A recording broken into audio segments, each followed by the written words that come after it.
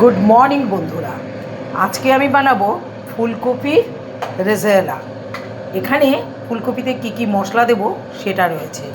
এখানে রয়েছে একটা ছোট্ট পেঁয়াজ, একটু চীনাবাদাম, একটা ছোট টমেটো, ধনিয়া পাতা, একটু তিল, আর হচ্ছে 2-3টে কাঁচা লঙ্কা, 2 কোয়া রসুন, আর কয়েকটা কাজু বাদাম।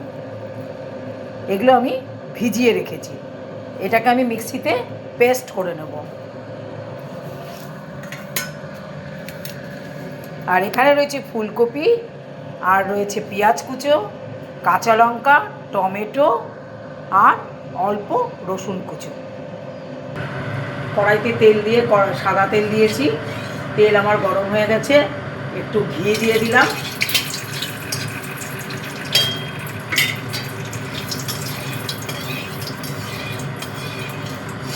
এবারে আমি ফুলকপিগুলোকে ভেজে নেব।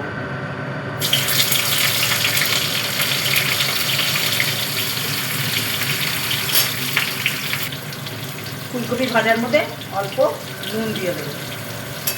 এবারে ভেজে নেবো আবার। ফুলকপি আমার ভাজা হয়ে গেছে, এবারে আমি তুলে নেব। এই তেলের মধ্যে দেবো আমি একটু জিরে,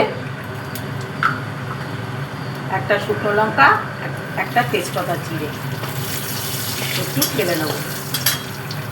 এর মধ্যে দিয়ে দেবো আমি পেঁয়াজ আর রসুন। এবারে টমেটো দিয়ে দেবো। আগে আমার নুন দেওয়া ছিল, জাস্ট একটু নুন দেবো টমেটোটা গলার জন্য। টমেটো গলে গেছে, এবারে কাঁচা লঙ্কা কুচোগুলো দিয়ে দেবো। এবারে আমি দিয়ে দেবো যেই মশলাটা মিক্সিতে করে রেখেছিলাম সেই মশলাটা।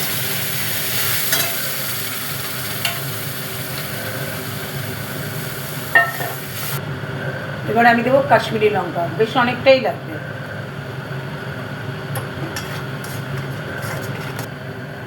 এর মধ্যে কিন্তু জল পড়বে না, এর মধ্যে হাফ বাটি বেশি দুধ আছে, দুধ দিয়ে দেবো।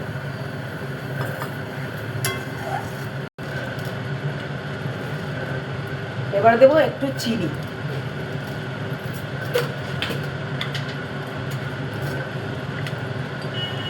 আর দেবো গরম মশলা।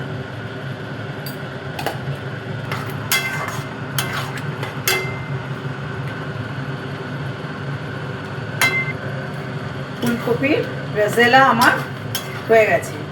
এবারে গ্যাস বন্ধ করে নামিয়ে নেব। ফুলকপি রেজালা আমার হয়ে গেছে, ঢেলে নিয়েছি। এটা খুব অল্প তেলে করা হয়েছে। এটাতে আপনারা আরও তেল, তারপরে ঘি, ক্রিম, ফ্রেশ ক্রিম দিতে পারবেন। আমি অল্প তেলে দেখালাম।